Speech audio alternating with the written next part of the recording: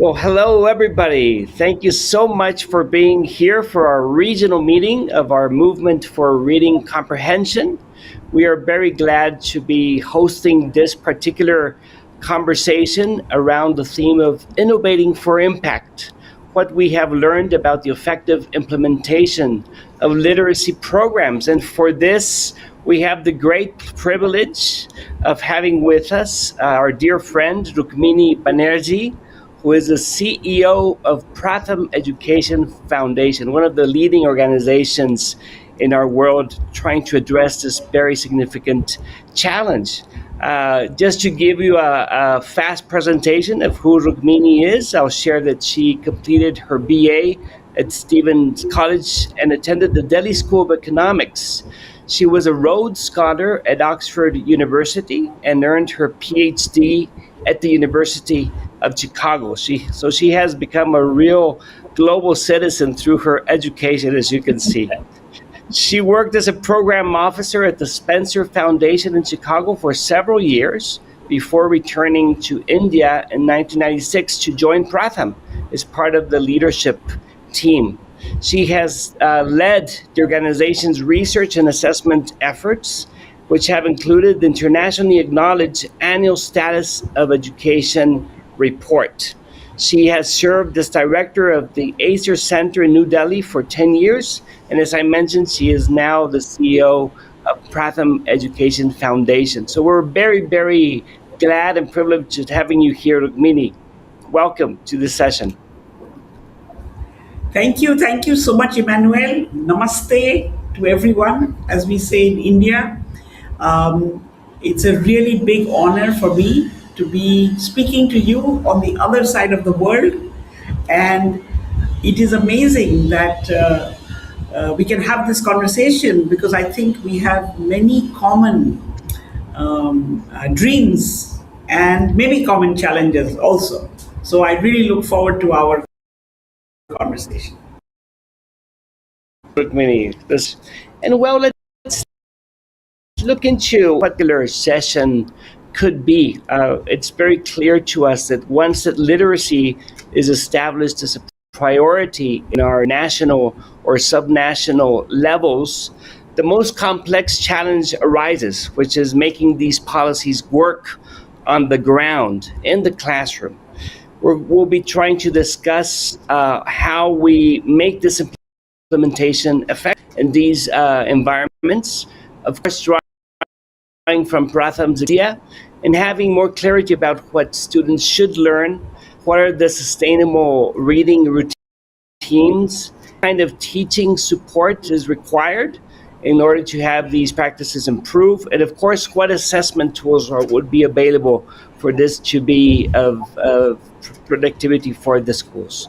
So our goal is to basically explore what elements of this model can inspire the experience in Latin America to the regional contexts, and what decisions can move forward from being a declared priority to becoming a living policy with concrete results. So we want to accomplish all that with this session, Rukmini. I hope we have enough time to do so, but at least we'll have in the process.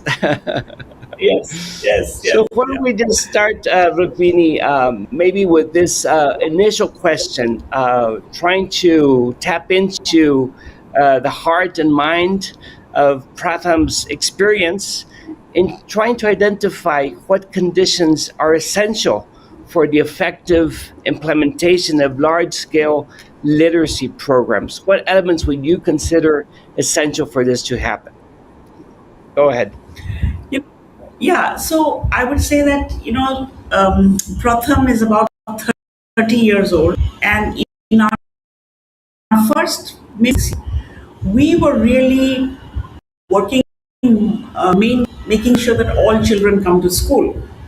There was still a time in the 1990s when there were still children who were either not starting school on time, or they had dropped out, or they had never been to school.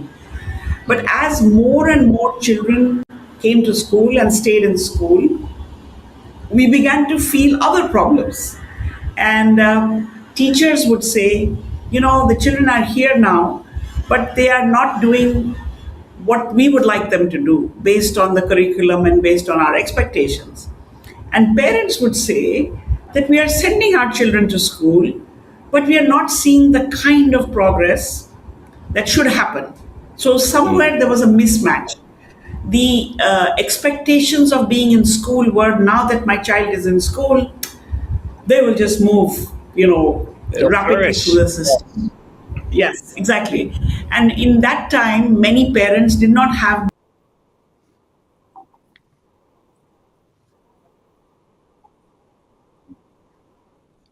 So we were in the middle of all of this, and in fact, at the time we were in Bombay, where I am today, and our goal was that as citizens, where can we help to do what? I mean, we did not come into the whole education business with any specific idea. We just felt that as common people, we must look at how we can help families and help schools deal with whatever problem is the most important for them. So, as these conversations began to happen, we got into thinking, what is it that is missing? Why is it that children are not moving ahead? And I mean, now today it seems totally common sense, but it took us a little while to realize that if you are in, say, grade three, and you're not able to do what grade three requires, it's partly because you haven't yet learned to read, which the system expects you would have done in first grade. So to Of us, course. and I don't know why it took us some time to figure this out, because in many Indian languages, the word for education is actually the same as reading. Ah, Okay, look so at that. even in our normal language, my own home language is Bangla, that is spoken in India as well as in Bangladesh, and we say Mhm. lekha poda, which means education, which means reading and writing. So Look it's at really that. at the fundamental core of Of education course. is this reading, right? So then once we decided on reading, so it's like, what about reading? What is it in reading? So, is knowing letters enough? No, you need to know a little bit more. So, you need words, but you cannot know words if you don't know letters. But just words, that's not enough. The words need to be together in a sentence. But just one sentence is not enough either. You need to be able to read a bunch of sentences and understand them. And that to us was reading. Now, I have a very simple slide. I don't know if you can show it. That this discussion then became like this. And it's okay if you can't read it, because many people can't, but you can see. We saw this almost like a staircase: letters, some simple words, four or five sentences which were connected, and a little story which is on our on you can see the story. And if you mapped it to our textbooks, that's fine, we can take this away. If you the story, it was sort of like what was in our grade 2 textbooks. We can move the slide. This was just to show you what it looked like. And then we Perfect. started working on it. But I think that right in the beginning, it was to get to the heart of the problem. Secondly, was to, from the heart of the problem, bring out something simple that everybody could relate to, and then start having lots of conversations with families, with teachers. So we use this. Today it's called a tool. At that time, we just saw this as reading tasks. And when we would use this with children, it helped us and the family and the teacher understand where the child was. Because very often, because you're in third grade, everybody assumes you can do third grade stuff, right? It also helped, I think, that when we use this tool and we started working with reading with children, for parents to say, what are you doing? And we could say that your child is here, but we are going to work to make sure your child is able to read a story. And even to Beautiful. date, I feel that being able to read is almost like being able to read a story, being able to discuss it, being able to bring to the table something more than just letters and words and sentences.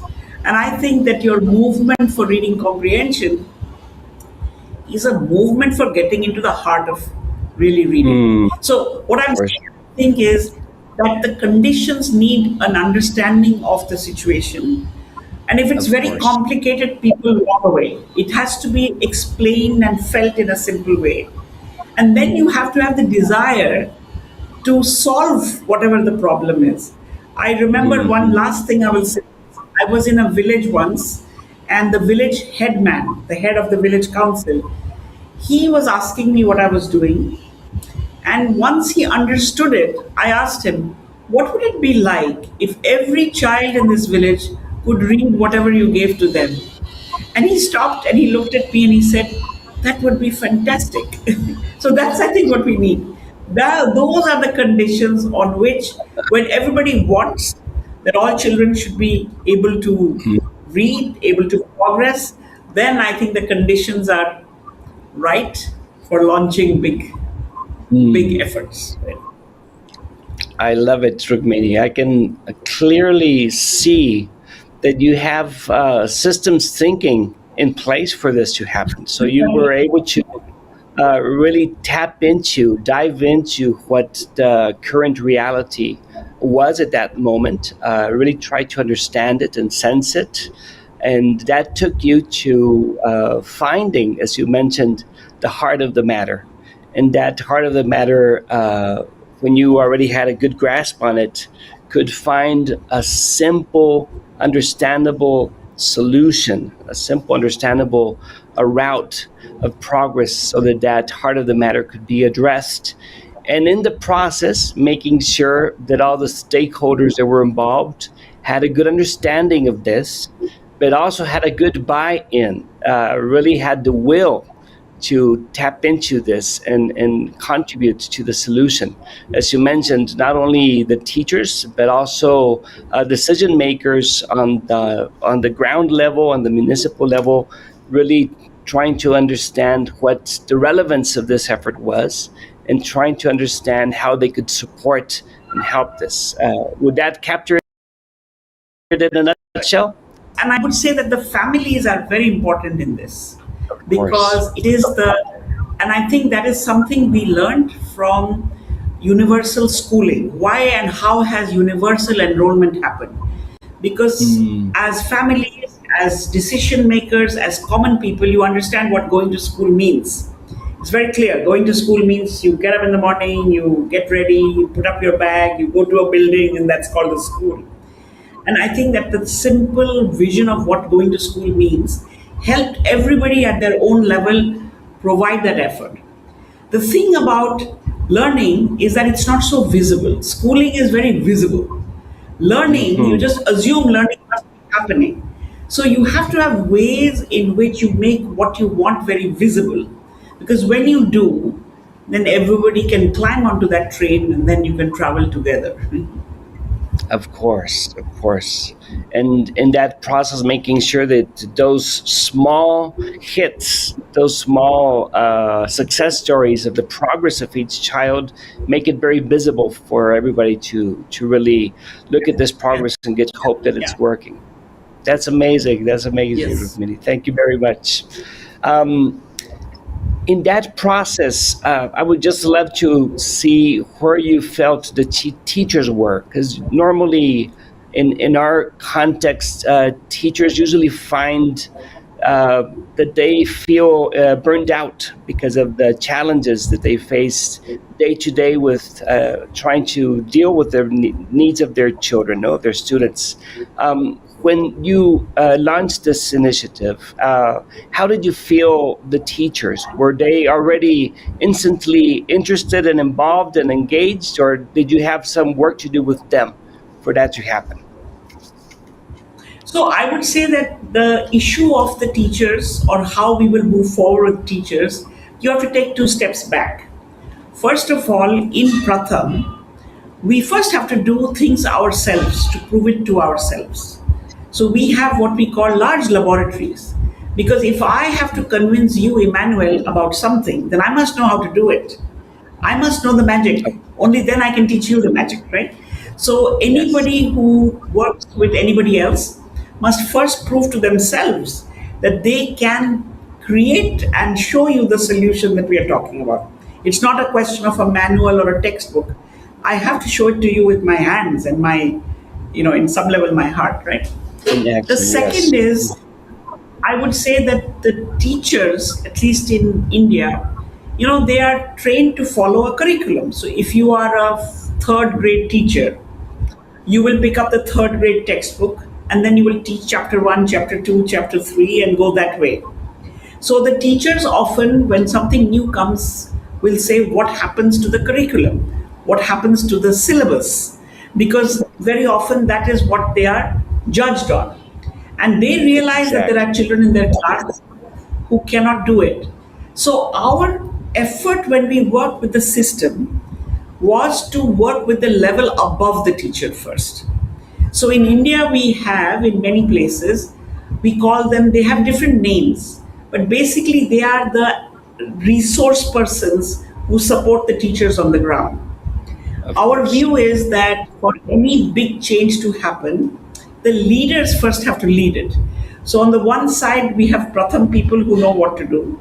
And on the second side, we will say to the government, whether it is at the city level or the province level, that who is it that leads your academic work? Now, in our case, we have to understand that for 20 years, the big effort in the education system was schooling, was building schools, recruiting teachers, providing textbooks, making sure that attendance was high. So our resource people were used to those kinds of supports to the schools. How do you change that to now say all those things are in place?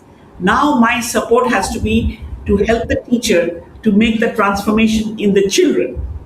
So a simple thing that we do is to these people who are above the school, who are often responsible for 15 or 20 schools, we say Yes. first, can you do 1 month, 1 hour a day, maybe not 1 month, maybe 3 weeks, 1 hour a day of what we are saying? Starting with the assessment, you saw the assessment. Don't worry about which grade the child is in. Just let's look at which level the child falls into. And once we know that, can we do a few simple activities which we can talk about later? But do it before you say no to me. Please do it every day for 3 weeks. And when they start doing it for 3 weeks, we make sure we visit them to encourage, to support, not so much to monitor, but really to provide the, what shall I say, the background support so that each of these people who are practicing with children can feel the progress. Now, I say 3 weeks for a reason, because when we as Pratham do it, we know that when children are age 8 or older, grade 3 or older, they can make progress of one level every week or every 10 days. So if you Look at are that. changing letters, then I know from having done it myself that most of the children will move to reading words in about 7, 8, 9, 10 days. So if I do 2 weeks, then you will move 2 levels. And 2 levels is feels like magic. So we Mm. want when the people who are practicing, we call them leaders of practice.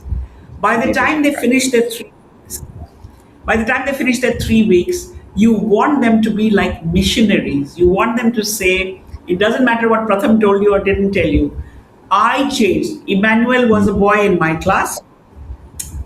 When I met him 3 weeks ago, he was struggling to read letters. Look at Emmanuel now. He is reading sentences and he can read a little That is story. So you beautiful. That want is beautiful. so this is not about, of course, it's about pedagogy. Of course, it's about assessment. But I think in a movement, you need this magic. You need the mission. Mm. You have a mission. You need the missionaries. And I think that this is the way we say, once the leader of the teachers has practiced and seen the change, then the teacher training and the teacher support comes naturally. And by that time, if a municipality or a city or a province has decided that reading, fundamental, foundational reading is a priority, then the teacher is also not so worried about not finishing the curriculum. So you have to build the support first and then go to the teacher. Very often, teachers are asked to make the change themselves. And that is, I think, very hard to do because any teacher anywhere is part of a bigger system. So our view is that yourself, you must know what to do. You must have tasted success. And then you want to work with the level above the teacher to help them taste the success. And then together we can work with teachers because the good thing here is that you get so much positive energy from the children who begin to read. I mean, there are videos which we can share where when a child who is 8 or 9 cannot read, they don't look you in the eye. They rub their nose, they there, they want to. And as they learn to read, the voice becomes strong, the back becomes Oh, straight. beautiful. Look you. So it's this reading is reading, but it's much much more. It gives Of the child the course. confidence that you are Wow. someone and you can change. So I think this is all That, about being a, it's a mission and you need missionaries and then everybody will fall in love. Okay. this is beautiful, Rukmini. Wow. What a privilege for us in this session to be looking into the magic that you just shared to us. This is amazing. Having these leaders of practice really have the opportunity to be hands on with the solution for a very specific period of time that would allow them to see the quick hits of the progress in the Yes. children. And that will convert them, as you've said, as the real missionaries of the work. And given that our Exactly. structures within the education systems are in some ways very vertical in terms of how the hierarchy works, for our teachers Yes. to see that their leaders are convinced and committed and diving into the experience is something very relevant. That's amazing. Thank you very much, Rukmini. I also Go ahead. think that the celebration of children's progress needs to be done very Yes. openly. Very often within our schools, the progress is in a report card, the progress is in a workbook, the progress is Mm. hidden. Here, when children learn to read, it's like when children learn to ride a bicycle or children learn to Mhm. swim. It's very visible to everyone that this is happening. And that is why I think that along with the teachers in the school, you need the support of the family, you need the support of your neighbors. Like when a child in the household learns to walk, everyone feels so happy Of and everyone is course, showing everybody's off. around them. Yes. Yes. So when a child learns to read, and I think a lot of our experience is with children who've been in the system for a few years and still not learned to read. So they feel not very good about themselves. The Mm. parents are also worried, why is progress not happening? The teacher feels a little bit disheartened that I'm teaching, but it's so you need this whole thing to feel like, aha, we are now moving ahead. And therefore, Yeah. I think the celebration of a progress is very needed. And of course, when all children learn to read, they are like, what do you call them, demons. They want to read more. They read everything. They read the signboard, they read the packet, they read everything. So you have to be ready for the movement to be successful. And then you have to feed the movement even more. That's amazing. They're hungry for more in many ways. That's amazing.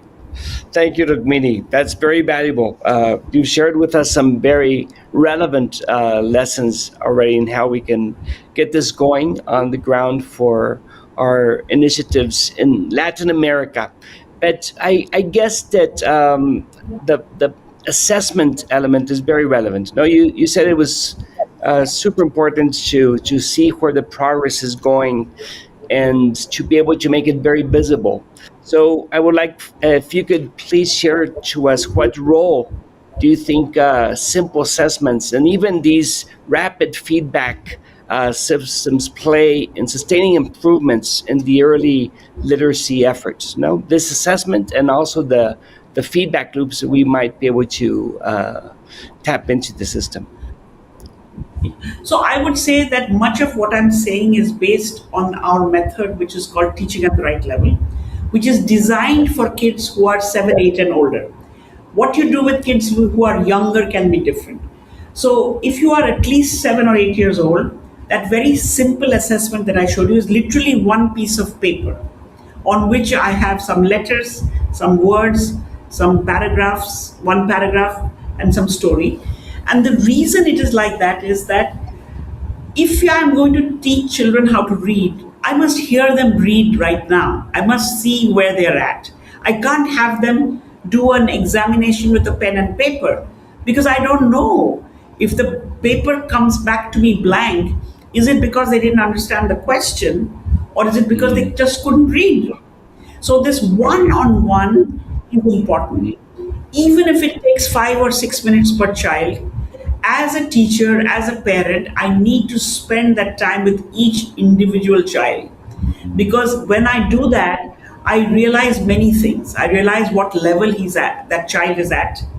Not only what he can't do, but I also realize what he can do.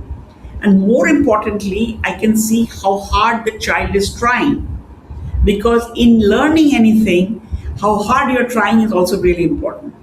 If I have, say, 40 children in my class, I still need to understand each child to know, is my class, all the children are at a very low level, or are they all mixed at different levels?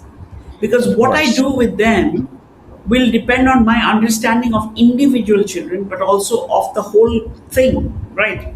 So Exactly. Yes. assessment is really important, and really the assessment is, I feel, is not assessment of the children. It is a tool for me to understand my individual children and my group of children. It is a tool for Very my understanding, right? beautiful. Then, as you move forward, the methods that we use or the activities that we use, they help the children move from one level to the next. And therefore, this simple assessment can be done to track progress. It can be done to tell parents what the goal is. Because a very clear goal is very important in a journey. If I get onto a train, but I don't know where to get off, then it's like very strange, right? So I must have a goal. And for us, at least at this basic level, the goal is that you can read a simple story with understanding and really enjoy it. So that simple story. So you can see that while this is an assessment tool, the materials that I need are exactly like this. I need little words, I need small paragraphs, and I need stories. So it's not different as to what I do in the assessment and what I do in my activities. But simple assessment. Here I can, if I have a even 40 kids, I can summarize it very easily because I mark the child at the highest level that she can achieve comfortably. So it's really like Emanuel has children. I can say there are 5 children in his class who are struggling with letters, 15 children who are at the word level, another 5 maybe who are at reading the story, and maybe there are 5 more who are still not even recognizing letters. That gives me a view of his whole class, right? Of course. Very powerful, Rukmini. Very powerful. And that allows you to have that clear sense of where your group is as a teacher. And Yes. how often do you apply the tool to have the assessment and the progress? See, when we are doing this with large systems, we will say do a baseline because that's how you get to know your children. Do a midline somewhere so you can look at who has made progress and who has, and then an end line. Now, frankly, once you get the hang of this, you can do it. I mean, you can use the tool, or you can also watch the children and observe them and do it. So I would say that in any program, at least if it's like 3 months long, 4 months long, then baseline, midline, end line is good enough. If it's the longer than academic that, because if the Pratham people and the leaders of practice can bring about a level jump every week, then don't let it go for too long because these kids can move very quickly, right? Yes, I So I imagine, think yes. that's another. Now, if I just go back to teachers, a lot of assessment, traditional assessment, is done at the end of the term, at the end of the year. And it doesn't actually flow back into what I'm doing today in my classroom. So that's why I think that this kind of assessment should be seen as a very dynamic tool. It helps me understand where my children are at, and it helps me change my tactics as I want. It's not for a scorecard at the end of something. It's a live tool for me to work with while the children are with me. For sure, for sure. That is very relevant, Rukmini. And how about the feedback? Let's talk a little bit of those feedback loops that might allow us to improve not only on the ground group level where the teacher is making their own assessments, but on the system level. Can you tell us a little bit more of how those assessments also provide a good route for the feedback of the system, and what adjustments need to be happening on the whole system level? So let's say that again, I'm working with children grade 3 and above. How much is possible in how much time, right? As Pratham, because we have worked at it a lot, I can say that you can make a one level jump every week or every 10 days. But it tips first round to tell you what is possible. Now, if you have your leaders of practice looking closely at, let's say I have 20 schools, I look at the baseline data and I decide I must visit school number one because their baseline is really low. So I need to figure out why that is the case. Is the area very backward? Is it that the school doesn't have facilities or whatever, right? And then I must help them to group the children and to do the activities that are part of the process properly. At midline, I look at my 20 schools and I see that some schools had low baselines, but they've moved quite fast. That means they've got the hang of what is to be done. I see some schools whose baselines were okay, but they didn't make that much progress.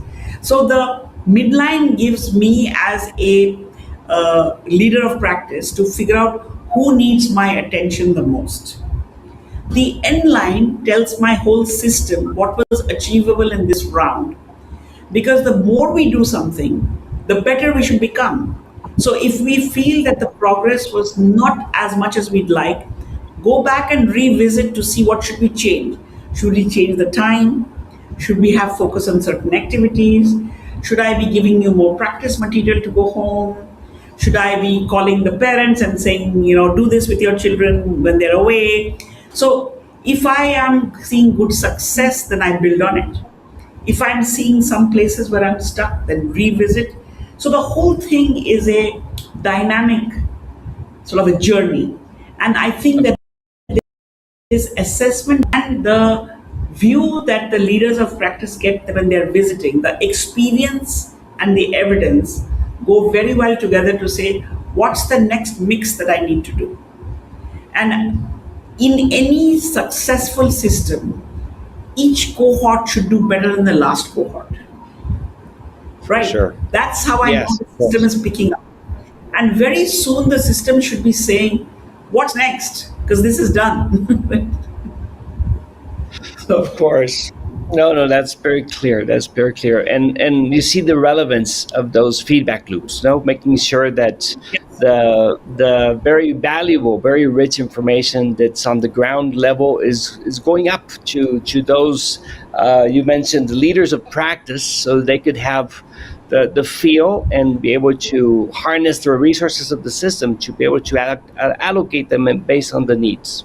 You were going to mention something And else. I think something that feedback loop is that I am a leader of practice. I have 20 schools, but we are 20 of us in our unit. So we need to meet and talk to say, because I may learn from you something that you did in one of your schools.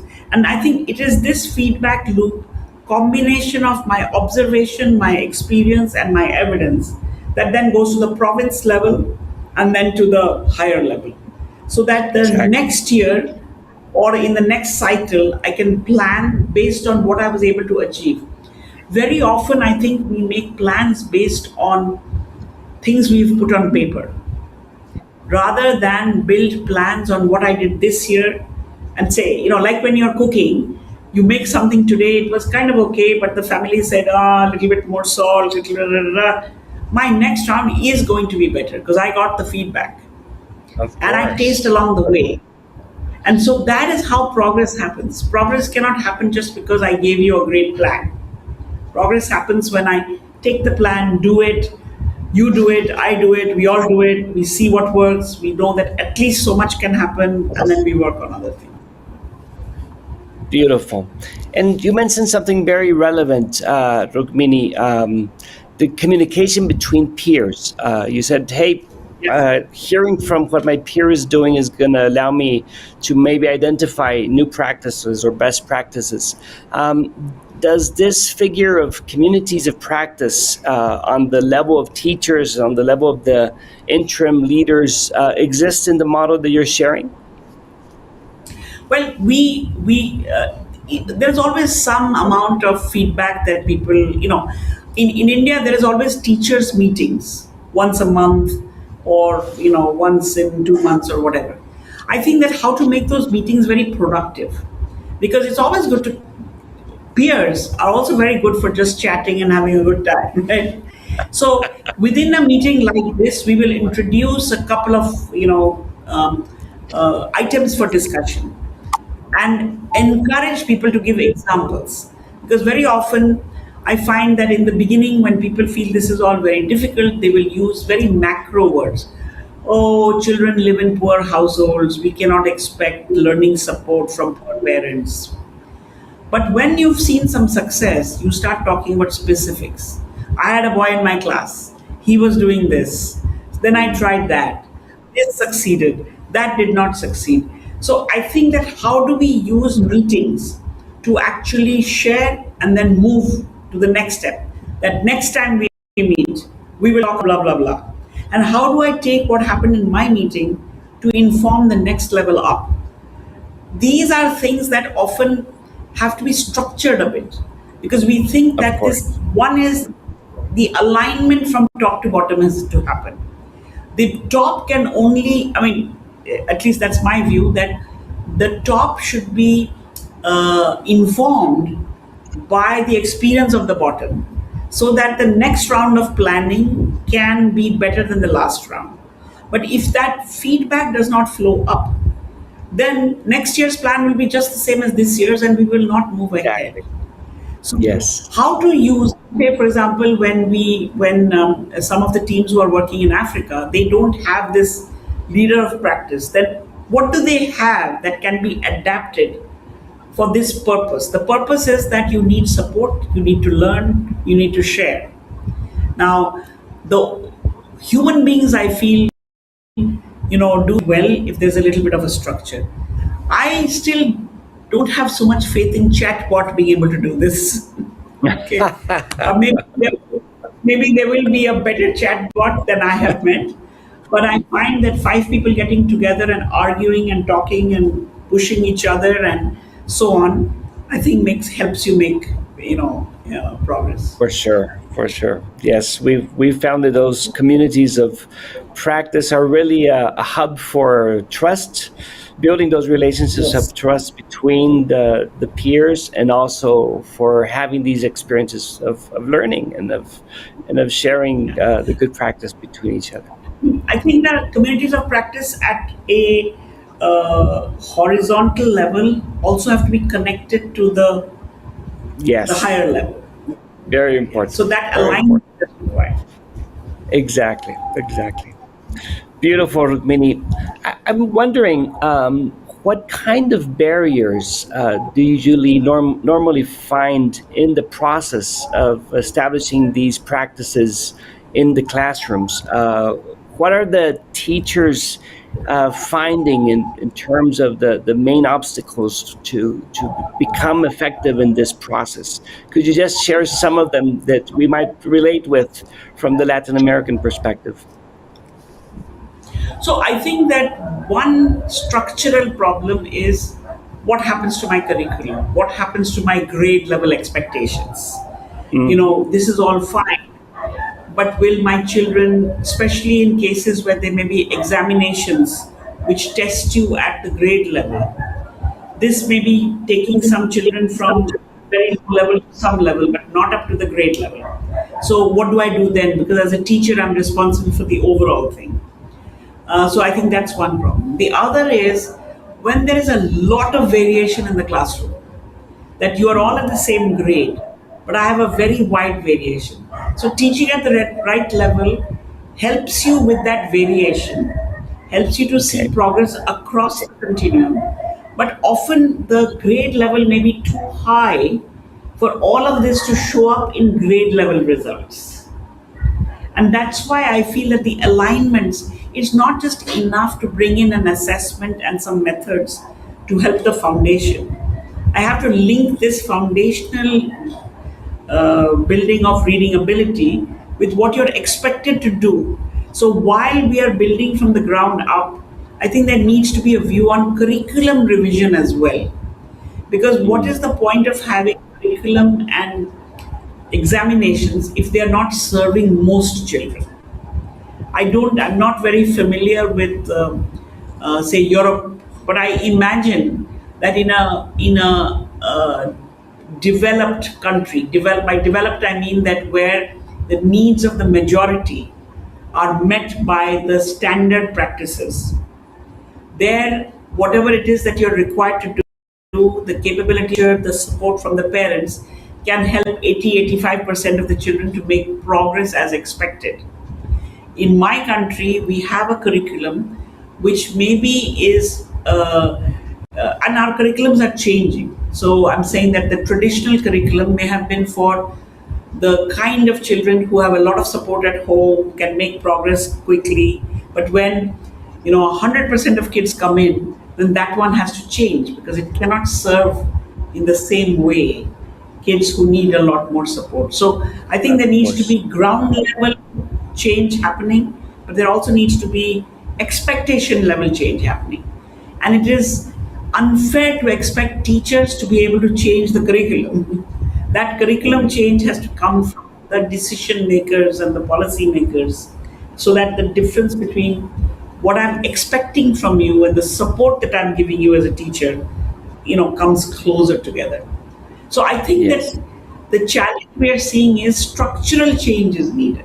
And in India, for example, we have a new education policy which came in 2020. And one of the key national goals is that by grade 3, children develop the basic ability to read. But to do that, they've done a lot of work. The government has done a lot of work with building teacher capability, bringing in new materials into the classroom. But also, we have a new curriculum framework, which is called the foundational stage. And a fourth thing that has happened as well is that at a policy level, we are looking at early childhood as also a pipeline that feeds into this. So that children are Beautiful. not coming into first grade blank. I mean, they can Okay. have some prior preparation. So I think these are all Beautiful. pieces of how you bring about a big transformation. And teaching at the right level is trying to deal with kids who are still, hopefully, we will be out of business with teaching at the right level after some time. Because if you start well and do well in the early grade level, expectations might be much easier to get to than you head into third grade with lots of kids not being able to read yet. Yes, that's very relevant.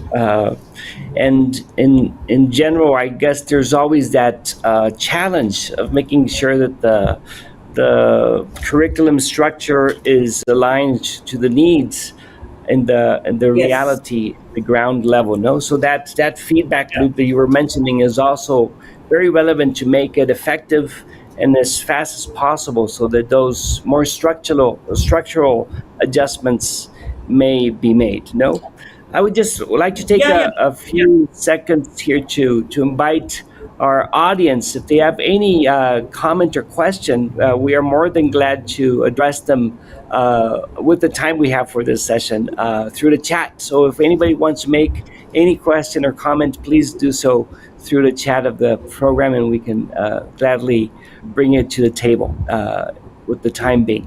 You were going to mention something else, Rukmini. I interrupted. Go ahead.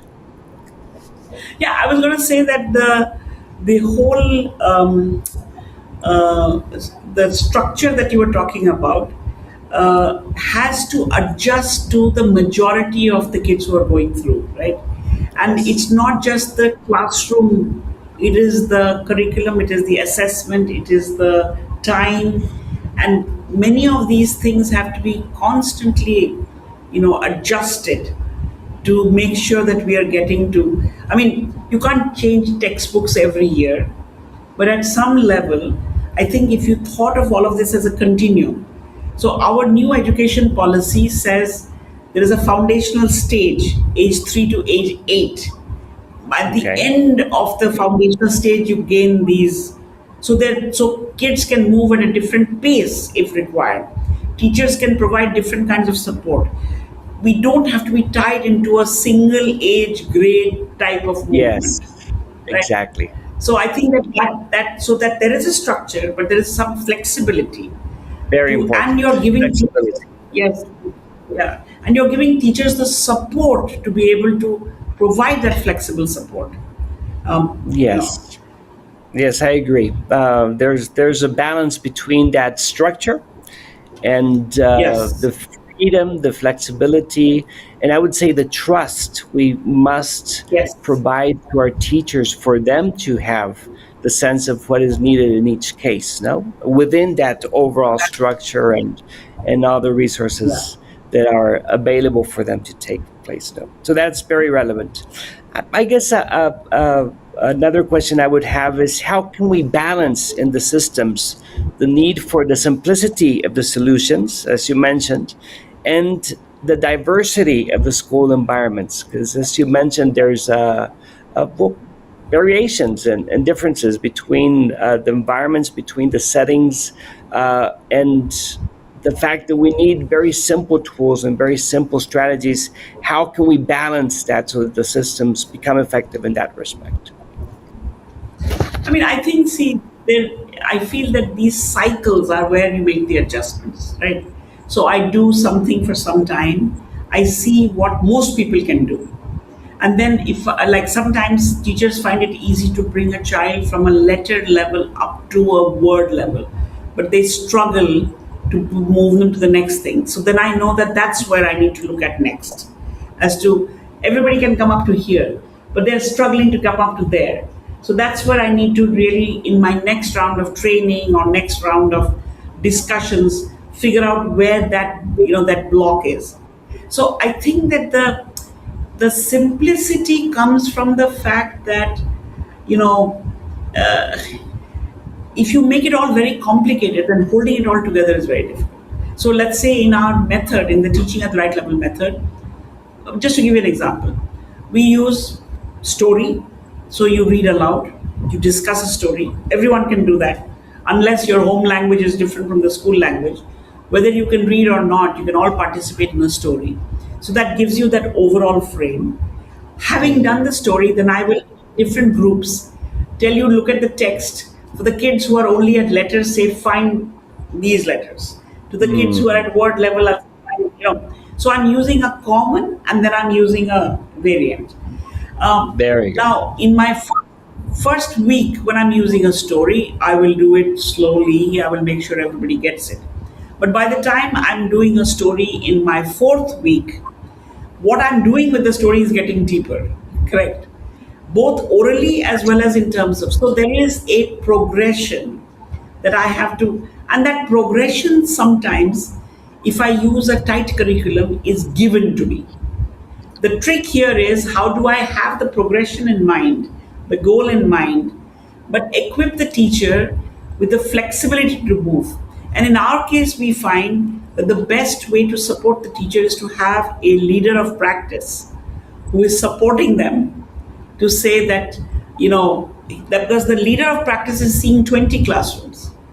So Hmm. they have done their own and they've also seen 20 others. So when I come to you and you're stuck, I have my own experience to fall back on. But I can also say in so and so's class, I saw this.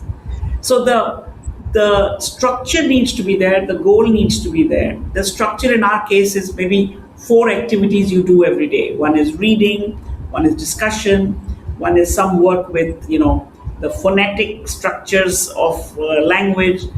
One is playing some word games, vocabulary games. And finally, Mm. one of the things we do, whether you can read or not, is to say you must put what is in your mind on paper.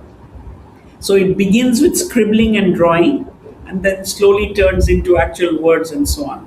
And we find that these 4 or 5 activities reinforce each other, but they need to progress. They cannot be doing the same basic ones. But how much they need to progress is again like cooking. Today I'm going to put a little bit more of this, tomorrow I'm going to put a little bit more of that. But if I have a master chef with me, then it helps my cooking as well. For sure, for sure. That's really valuable. Having those simple solutions, but addressing the varying contexts and needs of the of within the group and within our school system. So that's very relevant, Rukmini. Yeah. Thank you very much. Uh, Maybe I would have one last question on my behalf, Rukmini, having to do with the incentive systems that are in place. For these teachers, for these leaders of practice, for the other actors within the system to really become engaged? Is it merely the fact that they want to see this improvement in their children, or are there other incentives already embedded within the system to allow them to really engage and connect with this effort? See, I think that the alignment really helps. If the top guy in the province, every time you have a meeting, says, "How are the children doing in reading?" then it becomes a priority and an incentive down. But every time that I have a review meeting, people ask me different things. They seem to be evaluating on different, I don't believe this is about money, because at one level, no money is enough. And you can't go down that. Performance of a teacher is so dependent on the context, on the composition of children, that I don't think that this. But I do think that the alignment of what is considered valuable in your system, and therefore, if there's a national priority which says all children by the time they reach 10 must read and must be able to make meaning out of what they read, and if everybody believes in that goal, if you look at this universal schooling, it was a goal that everybody believed in.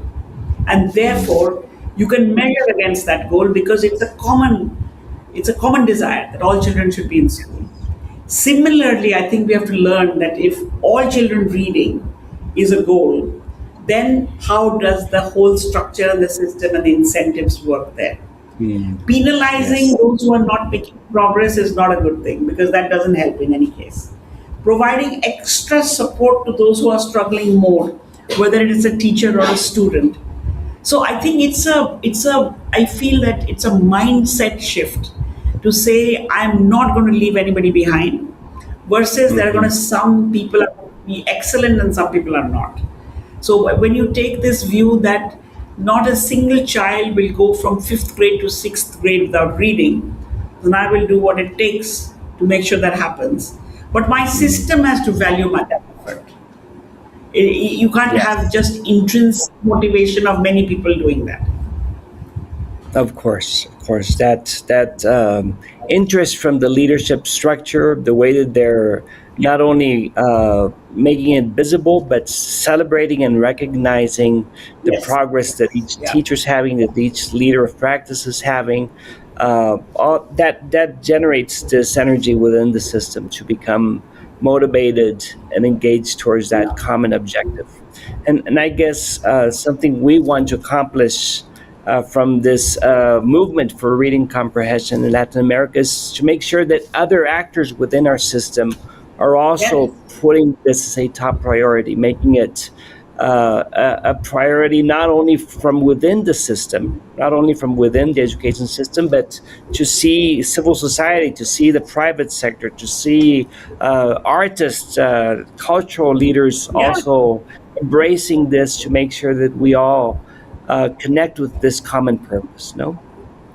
I mean, for example, in we have tried. I'm not saying we are successful in everything. We feel that the media, we still have Yes. large newspaper coverage. Why should not every newspaper put a little story in the paper every day, so There that you it go. becomes something valued? Why does a famous singer not begin her singing by saying, the story I read to the story that my child read to me? I mean, it has to be like that, right? Yes, In Latin America, football is so popular. I'm sure great football stars, if they say, in my house, in my neighborhood, everybody's reading. I mean, these are all, it has to be a national, dream. for sure, And at for some sure. level, the more the people outside the school system get excited, the more it will excite the school system, right? Exactly, exactly. Because you're seeing it not only in your school, but you're seeing it in the TV. You're seeing it in your neighborhood. You're seeing it with your cultural references in many respects. Yeah, this is very exciting, Rukmini. Well, or, We did go a ahead, go we did ahead. a Right. I'm saying we did a little exercise once about in a village. What all is there to read? Signboards, notice boards, blah blah blah. And if we say that here there are lots of children who want to learn to read, then can we have them all quite simple? We sometimes have very complex things out there, but that's like saying that as a society, I want to make sure that children or adults that can read everything that is around. Then we have to think about advertisements which are different. We have to think about maps which look different. And that's all I Hmm. think this community support is what. Sorry, No, I that's spoke great. I a love little. it. No, that's wonderful. That's wonderful, Rukmini. Thank you so much.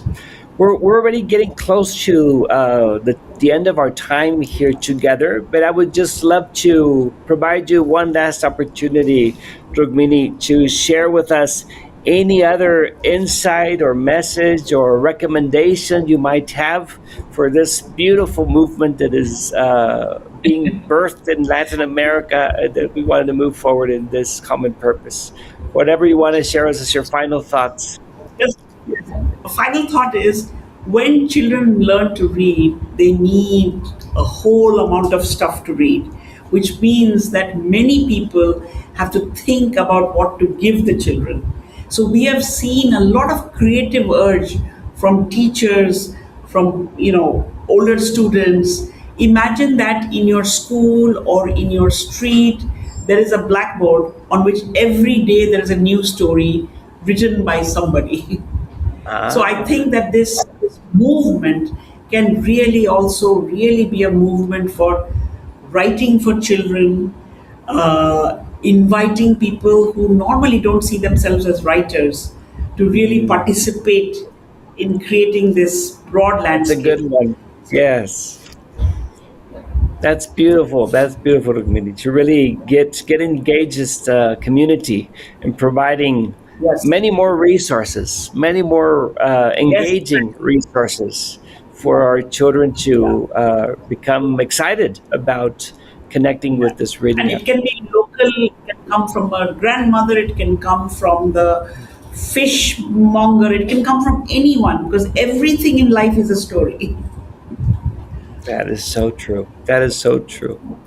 Well, we thank you so very much, Rukmini. I want to share with you that I personally am very inspired by listening to you, by getting to know your heart, by getting to know your mind and your soul a little bit more. Looking into what Pratham has so successfully been able to lead in India and in many other places with very mindful, very heartful interventions, really trying to go into the heart of the matter, really trying to provide simple solutions so that we can make the little by little progress in reading of our children very visible, and being able to celebrate each step made not only by the children but by the system. All this is chicken soup for the soul, my dear Rukmini. I Yes. really appreciate your contribution, your leadership, and please share with your colleagues our recognition, our gratefulness, and our celebration of who you are in our lives and in our systems. So thank you so very much, Rukmini, for this opportunity. Yeah, and I wish the whole movement huge success. It sounds like it's gaining momentum. And I hope that the whole continent is covered with children who are reading and stories that are coming out. For sure. We will keep you posted on all this.